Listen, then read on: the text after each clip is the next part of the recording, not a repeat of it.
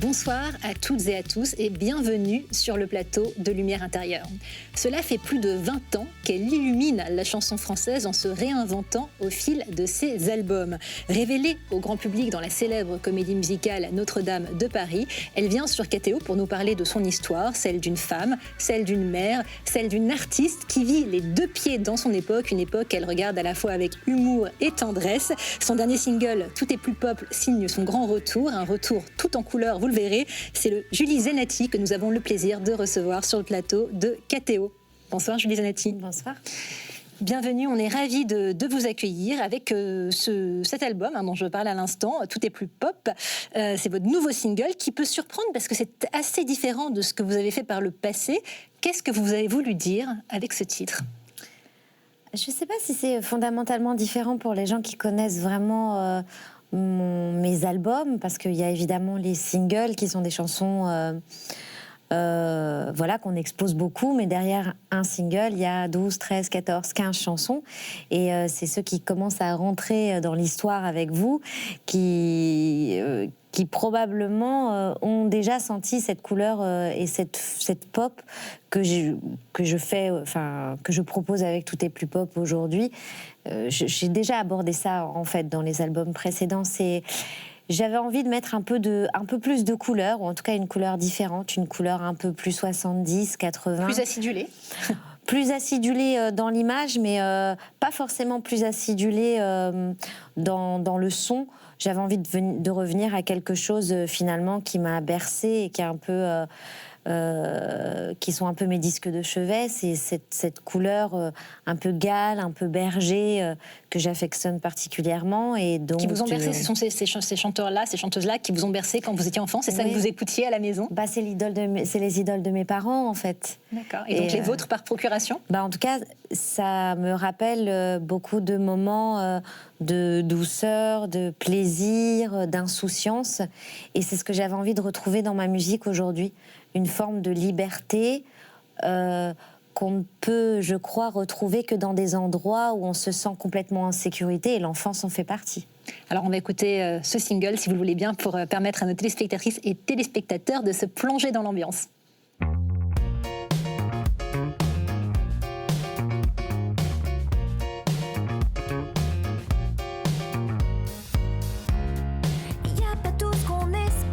Ce qu'il reste est à prendre. La vie d'une écolière, on est toujours en septembre. Décoller les posters, chercher le bon à prendre. On n'aura pas le temps d'attendre. On voudrait être comme personne. Superposer les albums. Monsieur Gims dans ta playlist. Juste après Jimi Hendrix.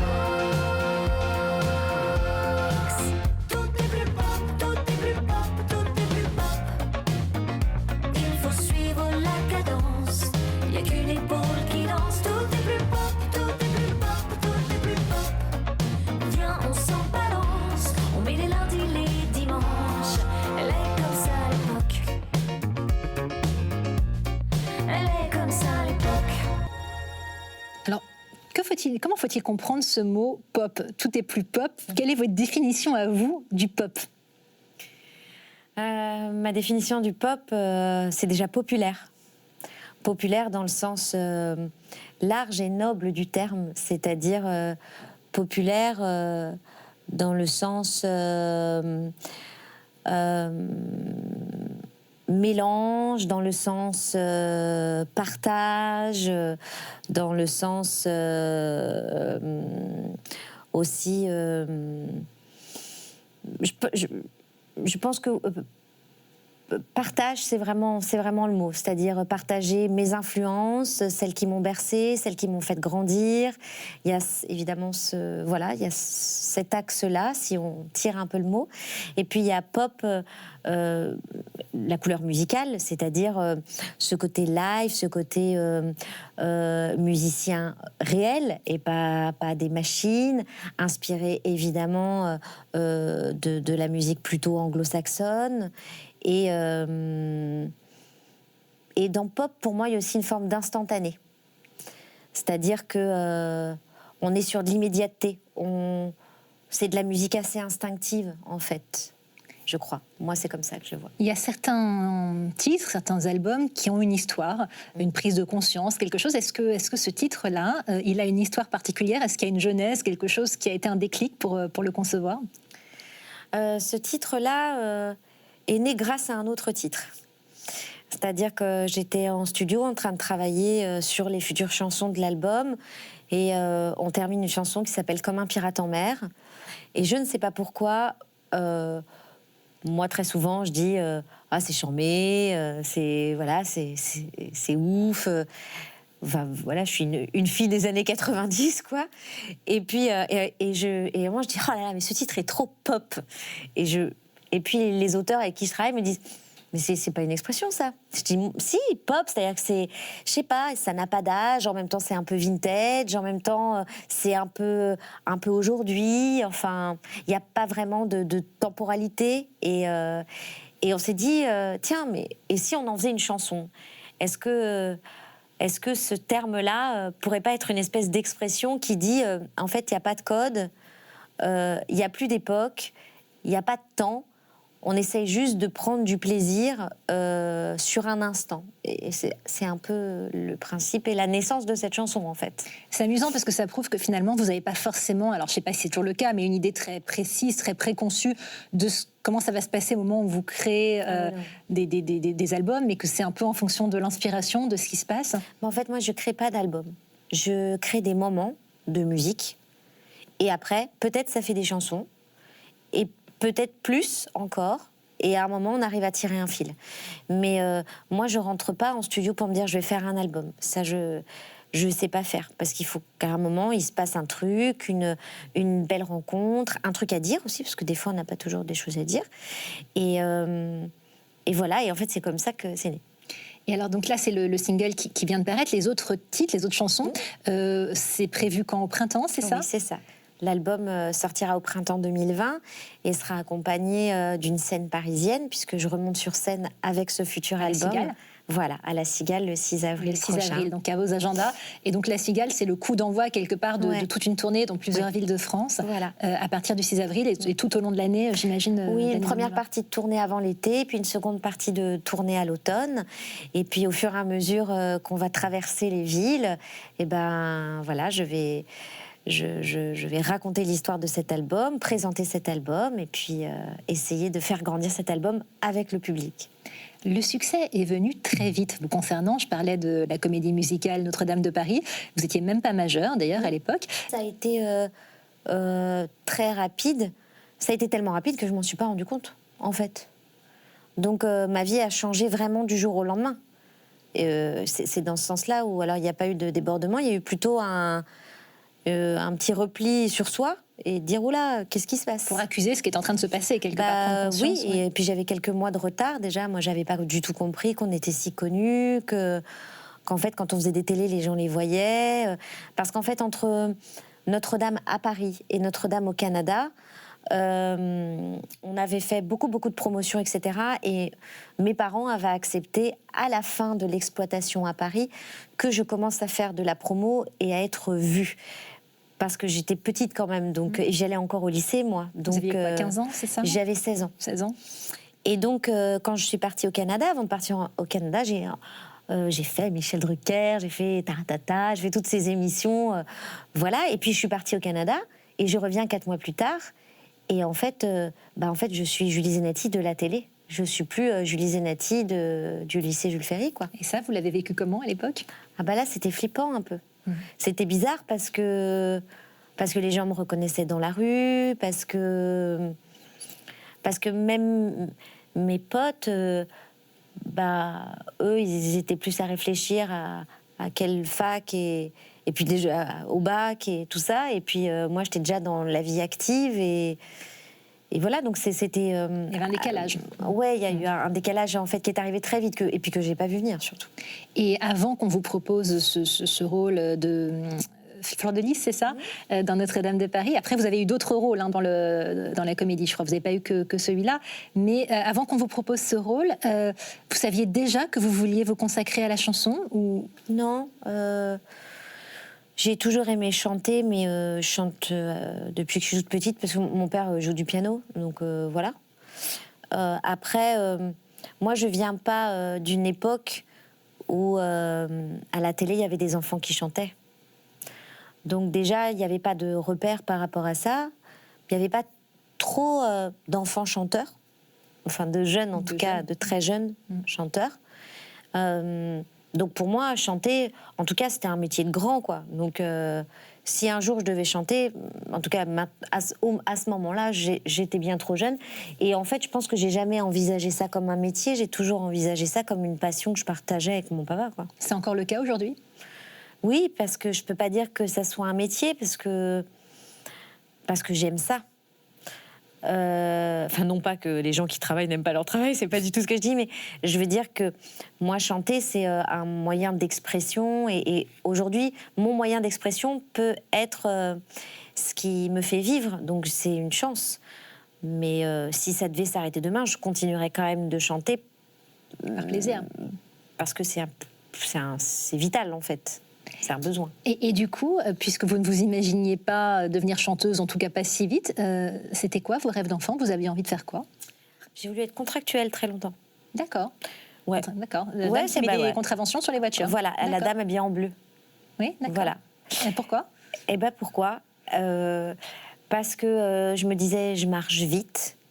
Et je croyais qu'à chaque fois qu'on mettait un petit papier sur une voiture, c'était vraiment comme le grattage, tout pour toi.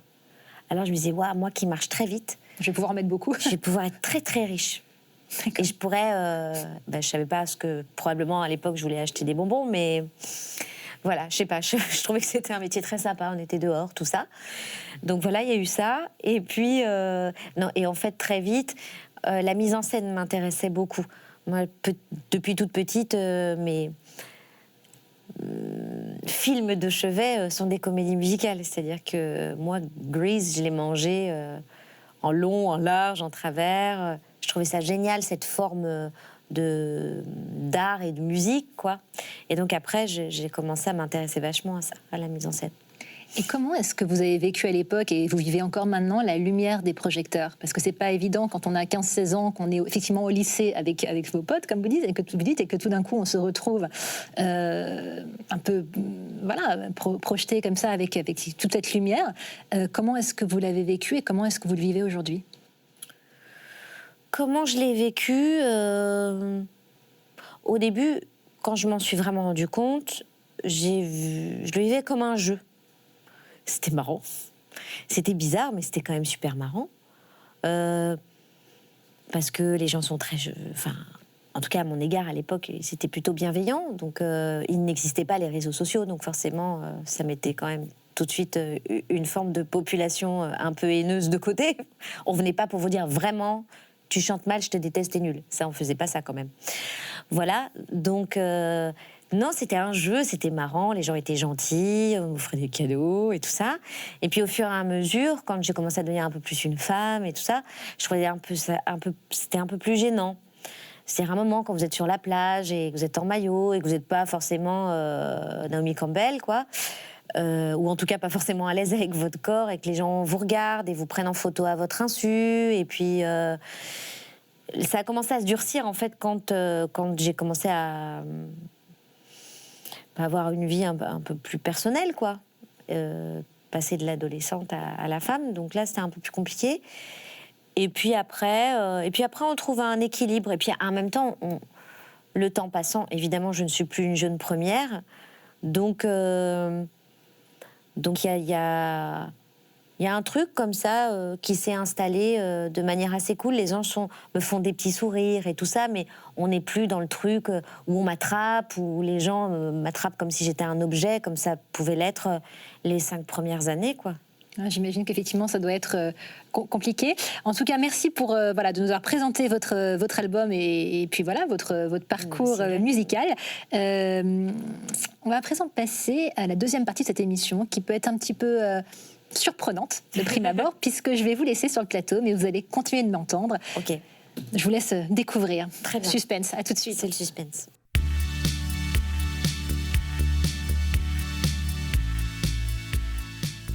Est-ce que vous êtes bien installée, Julie ?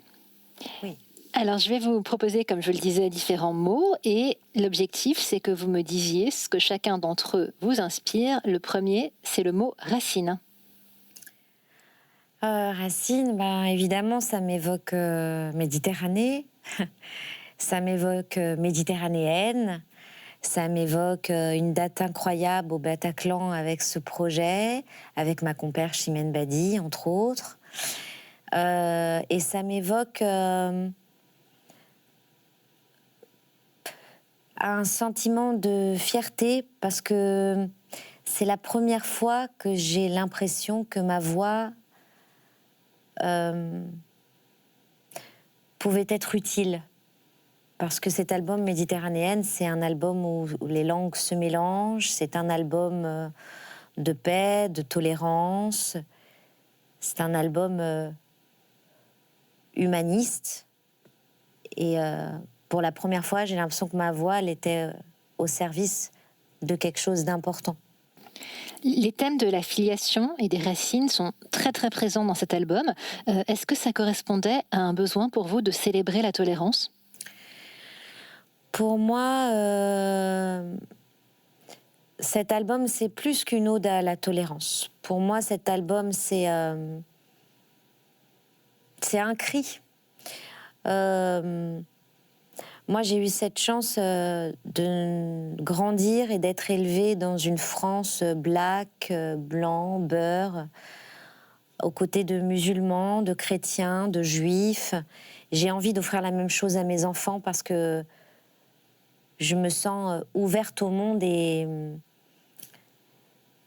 je regarde le monde. J'en ai pas peur.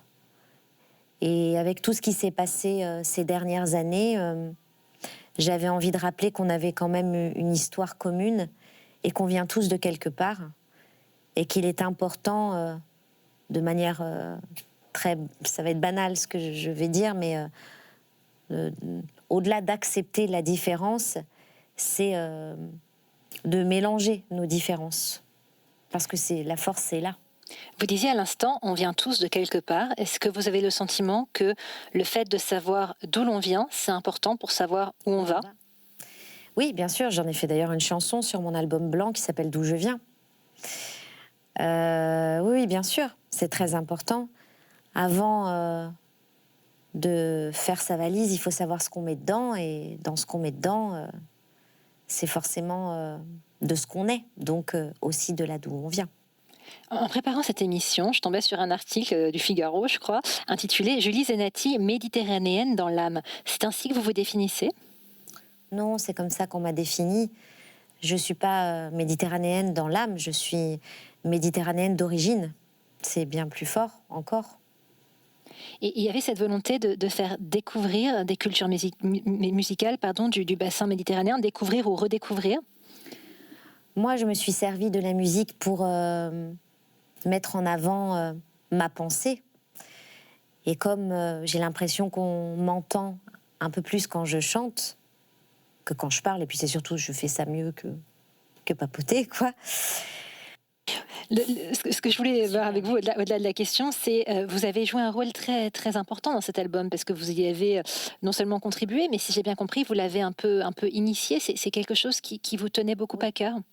Oui, pour moi, cet album, c'est pas 15 chansons posées les unes à côté des autres. C'est déjà une réflexion, c'est aussi un positionnement, c'est aussi un point de vue. Et cet album, je l'ai imaginé. J'ai été chercher des auteurs pour faire des adaptations. J'ai été chercher du répertoire plus ou moins connu du bassin méditerranéen. C'était pas forcément de mettre la musique méditerranéenne en valeur. Ce que je voulais mettre en valeur, c'était le message et surtout le fait que ces musiques-là se sont croisées tout le long du bord de la Méditerranée, et cette musique a muté au fur et à mesure des rencontres et des partages entre les gens. Et cette culture, c'est ça. C'est du partage, elle est en constante évolution parce que c'est une culture itinérante, parce qu'elle a été déracinée, parce que c'est souvent des peuples exilés. et malheureusement, c'est encore d'actualité. Et en fait, cet album-là, c'est bien plus juste que des chansons que j'ai été chercher. C'est un message et aussi cette histoire commune. Oui, je me suis impliquée plus qu'à 100%. Ouais. Cette histoire commune, est-ce que c'est une histoire que vous avez envie de transmettre à vos enfants? Vous avez 2 enfants. Et au-delà de cette histoire commune, j'ai envie de vous demander de manière générale, qu'est-ce que vous avez envie de leur transmettre à vos enfants? À mes enfants, j'ai envie de leur transmettre, comme tout parent, je crois, la joie de vivre. Voilà.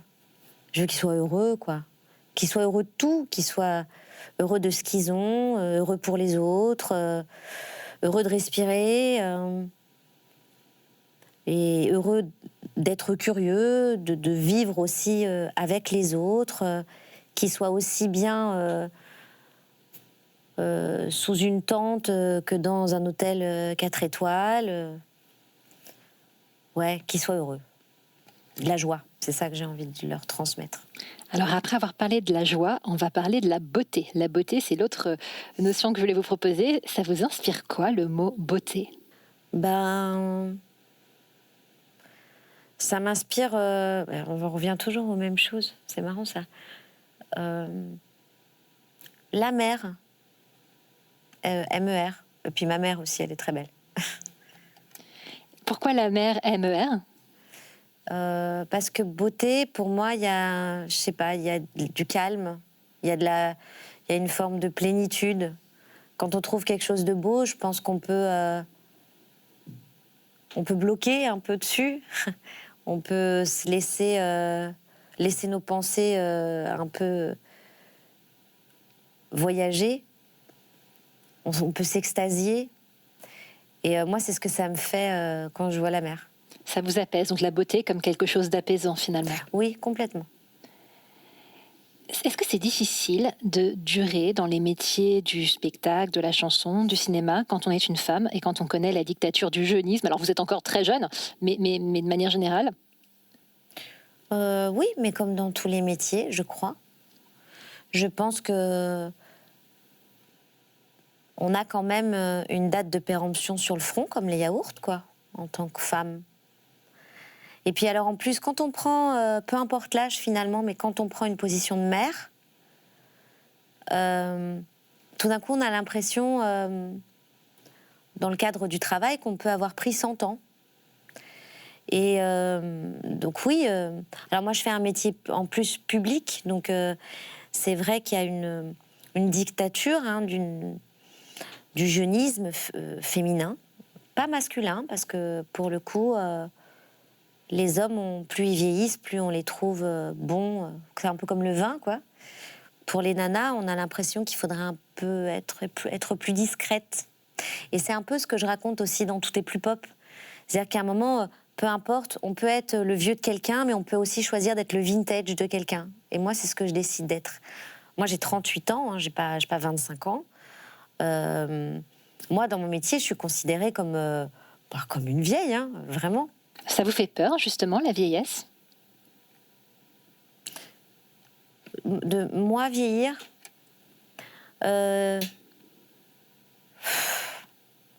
oui.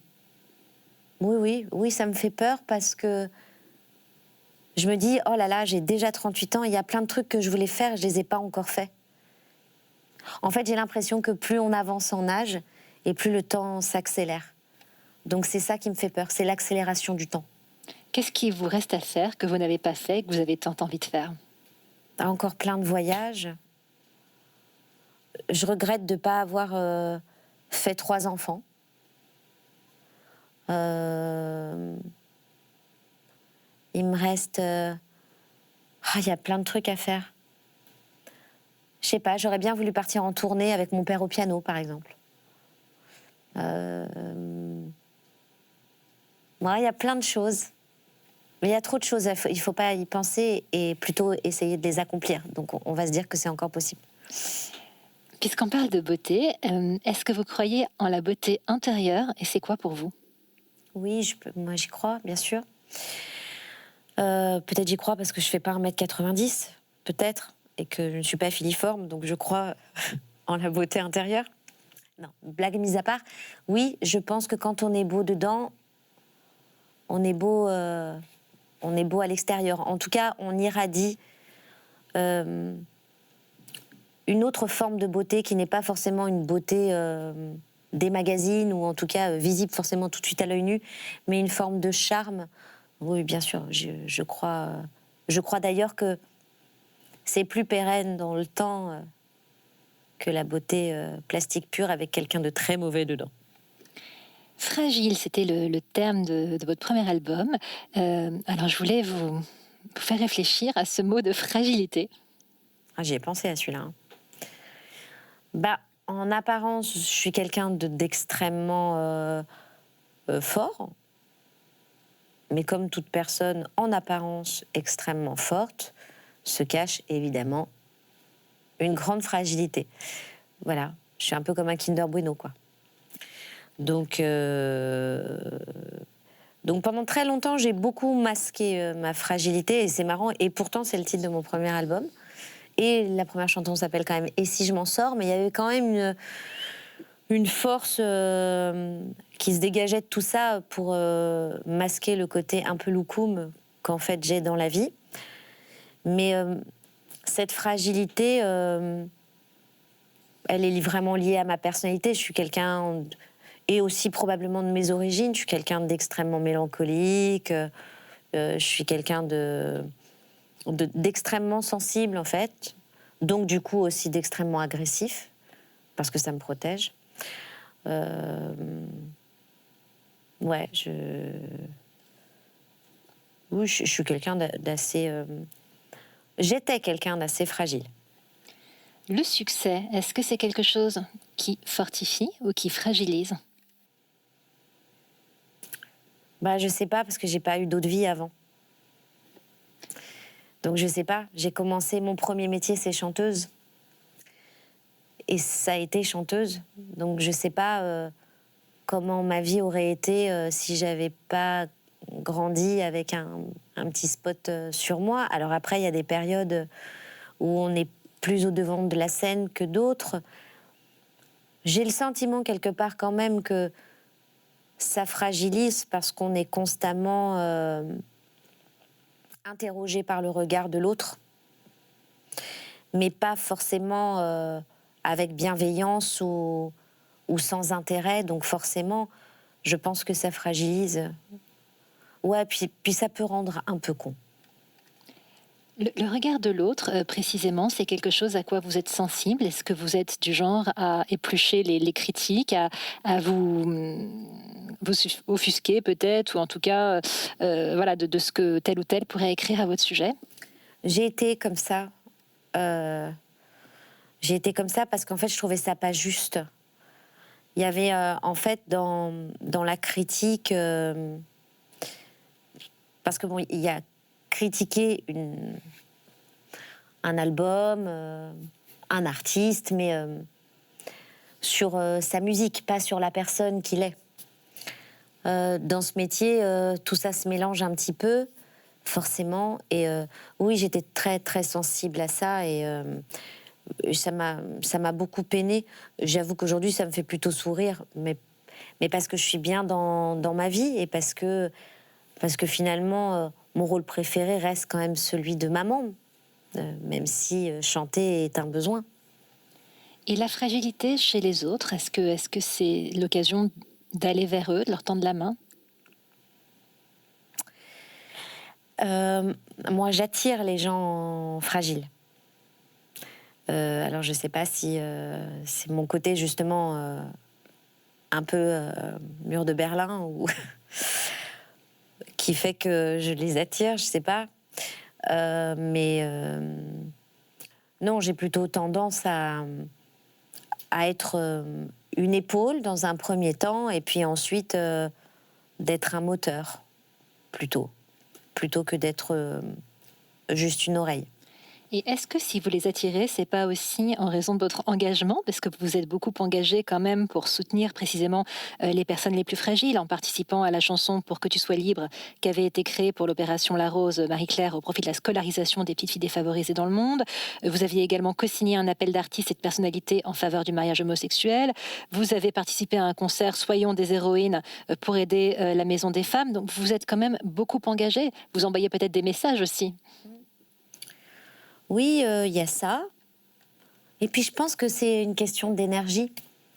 Et puis, vous savez, finalement, on n'est que des animaux. Donc, on se reconnaît. Je pense qu'entre personnes fragiles, en fait, on se reconnaît. Et quand il y en a un qui est un petit peu plus up que les autres, il va s'accrocher à lui. Donc, je pense qu'il y a ça. Et puis, effectivement, oui, pour moi, c'est important, comme j'ai pu le vivre avec Méditerranéenne, que ma voix soit utile. Alors, je sais que mes chansons ont aidé des gens à passer des moments difficiles de leur vie, entre autres Si je m'en sors. Je sais que c'est une chanson qui a fait beaucoup de bien à beaucoup de gens. Et c'est vrai que pour moi, quand je suis appelée pour une association, quand évidemment je me sens engagée et impliquée dans l'association, je m'y mets à fond. Donc bien sûr, peut-être que ça fait aussi partie de l'aimant là, que j'ai à personnes un peu fragiles. Et vous, c'est quoi votre recette à vous pour sortir des moments où vous êtes plus fragile, justement?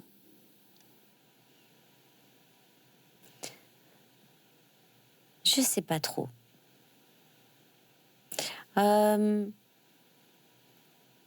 Je pense qu'évidemment, il y a beaucoup de moments passés avec les enfants, c'est sûr.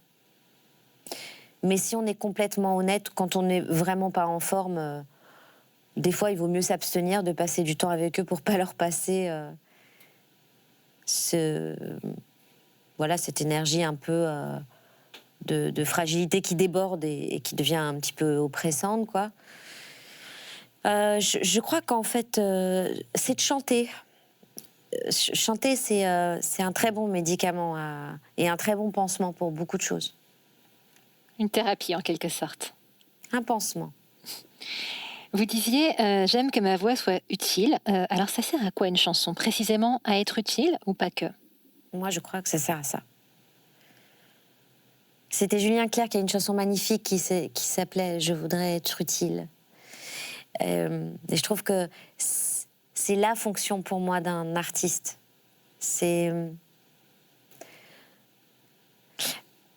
Mais utile à plein de niveaux. Ça peut être aussi bien pour une rupture amoureuse que pour une grande cause. Enfin, il n'y a pas de petites causes et de petits thèmes et tout ça, mais j'ai l'impression que la musique, c'est un endroit qui permet aux émotions d'exploser et du coup, ça peut permettre à l'autre aussi de se laisser aller, quoi. Et dans ce sens-là, c'est utile. Vous me disiez que vous écoutiez de la musique dans les moments où vous êtes un peu down pour justement comme pansement, pour reprendre votre terme. Vous écoutez plutôt de la musique joyeuse pour vous euphoriser ou plutôt de la musique triste pour vivre pleinement cette mélancolie, puisque vous m'avez dit que ça faisait partie de vous, la mélancolie. Vous vous orientez plutôt vers quel type de musique? Non, je n'écoute pas de musique, je chante. Mais alors vous chantez des musiques joyeuses ou des musiques mélancoliques?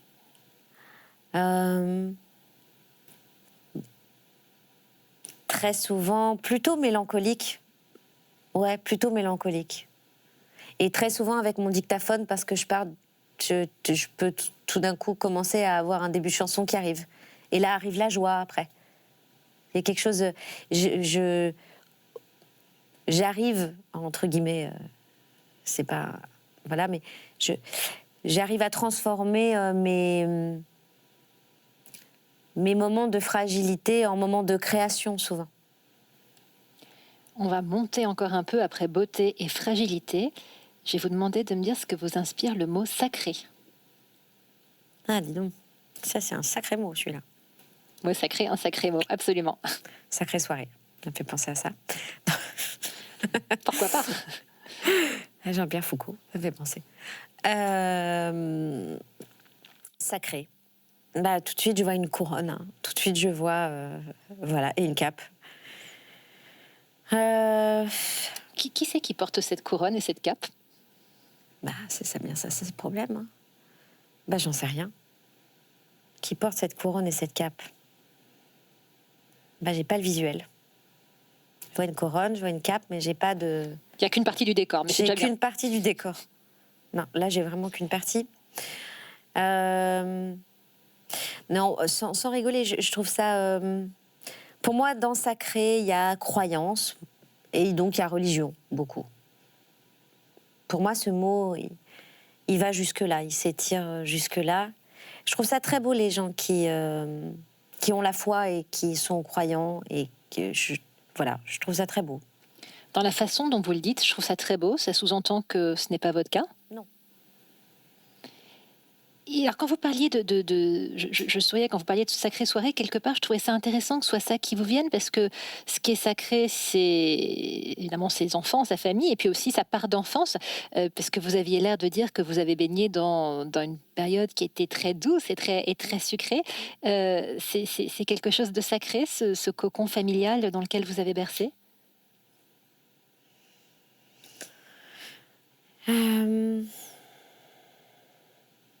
J'utiliserai pas le mot sacré, non.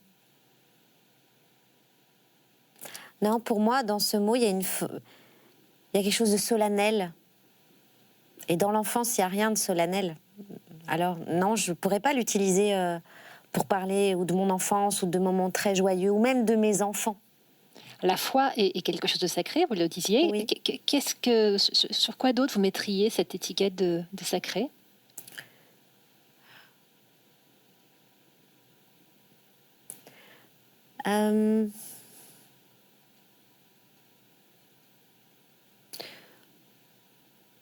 Bah, je pourrais l'associer au respect, beaucoup, aussi.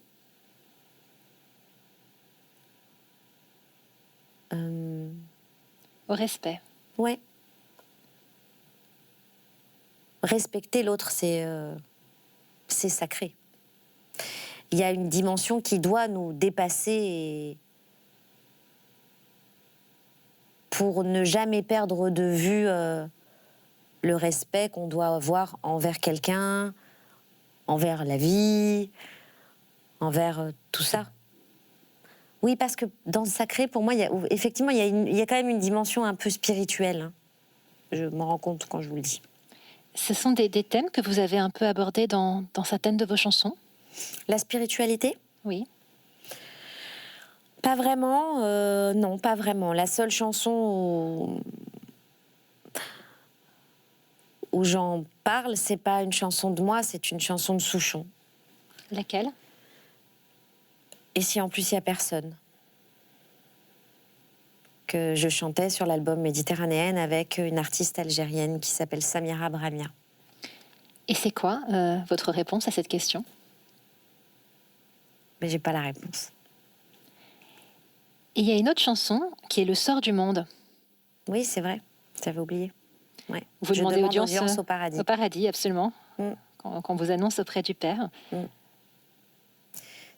Alors cette chanson? C'est vrai. J'ai eu un petit moment de... Ouais, c'est vrai.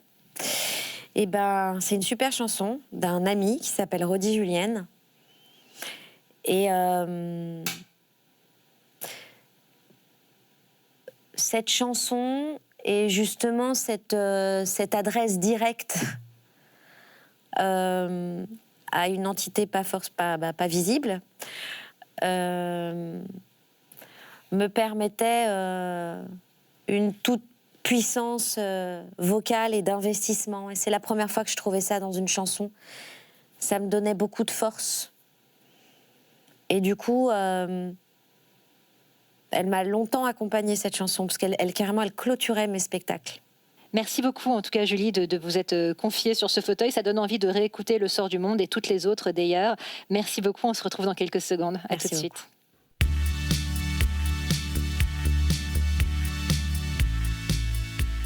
Merci beaucoup, Julie Zenati, pour ces confidences. Comment ça s'est passé pour vous? Parce que c'est jamais tellement évident de se retrouver toute seule sur un plateau. Ouais, non, c'est assez étrange. Du coup, on est un peu dans ses pensées. Et non, c'est très... c'est pas désagréable. Non, c'était chouette. Merci de m'avoir prêté votre petit salon. Voilà, rien que pour vous toute Merci. seule.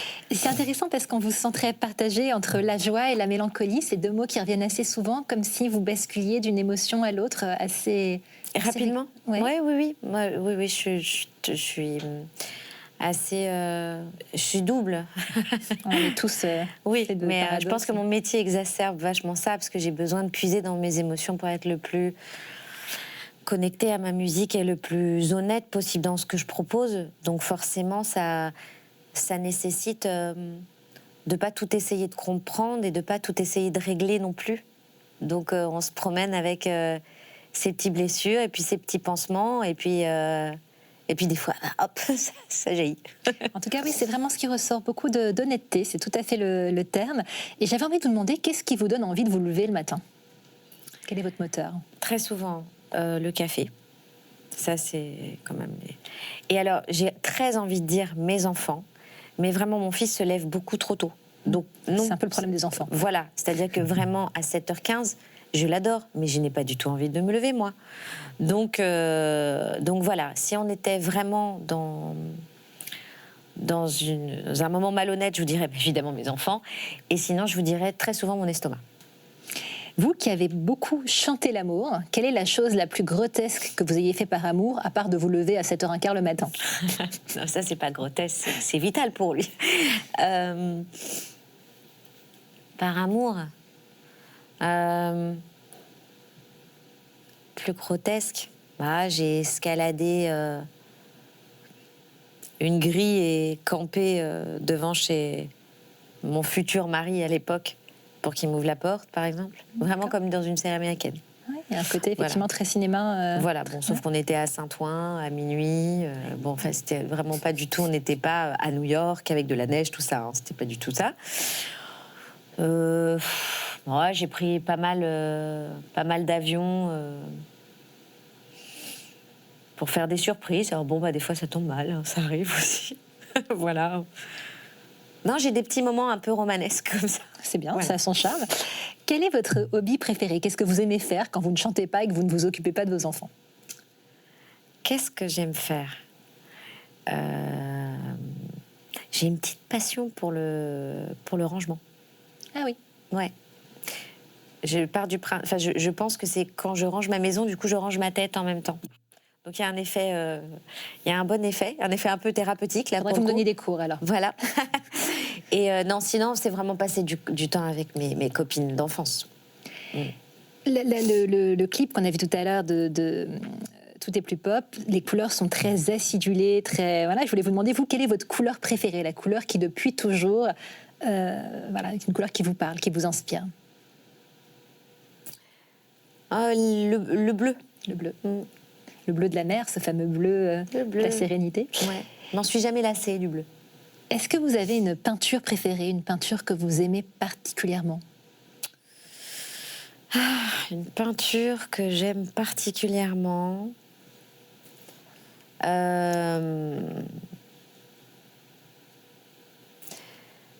Oui, mais alors... C'est dans le salon de mes parents. Je pourrais pas vous dire, je ne me souviens pas. Là, elle décrit quoi? Enfin, elle représente quoi? C'est un hibou blanc. Un hibou blanc, d'accord. Ouais. Un grand blanc, quoi. D'accord. Et il m'a toujours fait peur, il m'a toujours intriguée, mais j'ai jamais pu le quitter du regard. Et encore aujourd'hui, quand je vais chez mes parents, je le regarde. À part ce hibou blanc, qu'est-ce qui vous fait peur? Plein de trucs. Moi, je suis très peureuse. Moi, je suis très, très peureuse. Tout ce qui est rampant, déjà. D'accord. Voilà. Les reptiles? Les souris. Les souris, les cafards. Même tout petit, hein. Pourtant, je sais bien que a priori, je suis plutôt un ascendant sur ces petites choses. Non, j'ai peur de plein de trucs. J'ai peur de la vitesse. En plus, en vieillissant, parce que c'est vraiment le terme, j'ai de plus en plus peur. Mais je pense que j'ai peur parce que j'ai conscience de ce que ça fait et donc potentiellement que mes enfants pourraient faire la même chose. Donc, ouais, j'ai peur de la vitesse. Maintenant, j'ai peur de sauter haut d'un plongeoir. Mais je sais pas si c'est pas la naissance de mes enfants qui a accéléré ça. Ouais. Vous nous parliez de votre côté romanesque. Alors, si vous étiez un personnage de film ou un héros de roman, vous seriez qui? Je serais Cyrano de Bergerac. Pour quelle raison? Qu'est-ce qui vous interpelle particulièrement? Parce que j'ai toujours été très complexée par mon nez déjà. Donc voilà. Et puis et parce que je pense que je peux être la plus romantique et la plus romanesque et la plus amoureuse plutôt derrière un tronc d'arbre qu'en pleine lumière, quoi. Je suis assez pudique. C'est quoi pour vous une journée réussie et comment est-ce que vous tentez de sublimer vos journées? Une journée réussie, déjà c'est un réveil naturel. Pour commencer, très important. Et ensuite, on a bien compris le réveil et l'importance du réveil. Très important, l'importance. Moi, je suis une marmotte, donc c'est voilà. Et puis ensuite, franchement, c'est de me laisser un peu vivre avec mes enfants. Ça, c'est assez parfait. C'est-à-dire, voilà, le petit veut faire la sieste, mais la grande a envie de faire des dessins. Et puis on est là, on fait rien de spécial, mais on est ensemble. Si vous étiez un animal, vous seriez une marmotte, justement, ou autre chose? Ouais, je pense que je serais une marmotte ou... en tout cas, un gros animal à poil. Ça, c'est sûr. Vous avez un don pour le chant, de toute évidence. Est-ce qu'il y a un don de la nature que vous n'avez pas et que vous rêveriez d'avoir? Don pour le chant et pour le rangement, apparemment. Aussi. Le rangement aussi, je suis pas mal.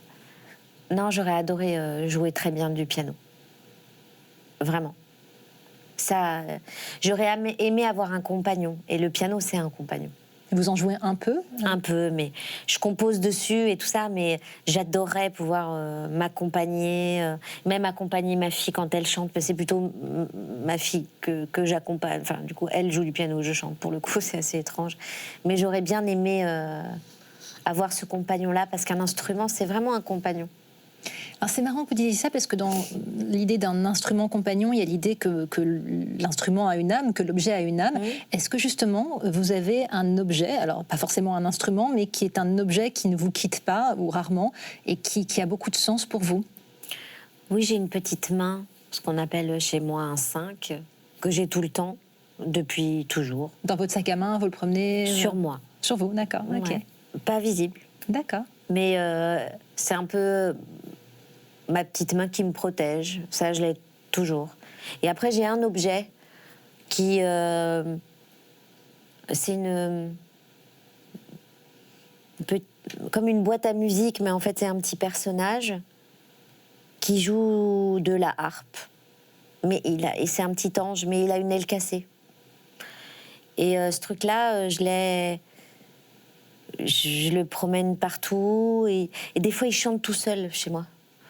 Donc ça c'est fou. Vous avez le sentiment d'être un peu superstitieuse ou pas du tout?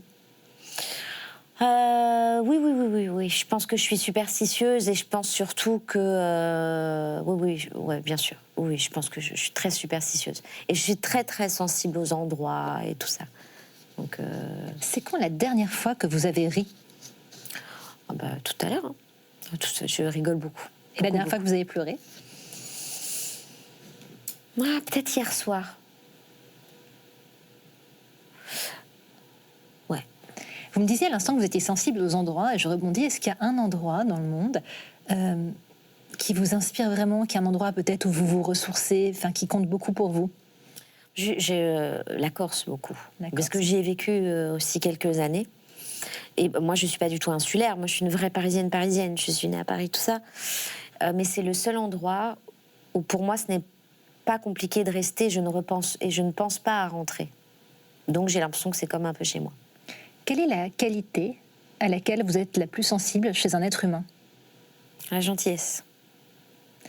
Qu'est-ce que vous avez fait que vous ne referiez plus?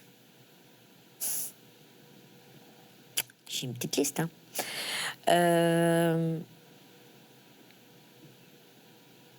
Rien, en fait. Parce que j'ai beaucoup de chance. Donc pas de regret particulier. Et alors inversement, si vous pouviez rejouer un épisode de votre vie, ce serait quoi? J'aimerais bien revivre encore mon mariage. Ça a été un moment très fort. Ouais, c'était génial. Très chargé en émotions. Qu'est-ce que je voulais vous demander? Oui, je voulais savoir ce que vous appréciez le plus chez vos amis, parce que vous nous parliez tout à l'heure de l'amitié, du décalage qu'il y avait pu avoir, et en même temps de l'importance pour vous de passer du temps avec vos amis, notamment vos amis d'enfance. Qu'est-ce que vous appréciez le plus chez vos amis? C'est comme des doudous, quoi. Moi, mes amis, je les ai depuis que... On se connaît depuis qu'on a 12 ans, donc ça fait un bail maintenant.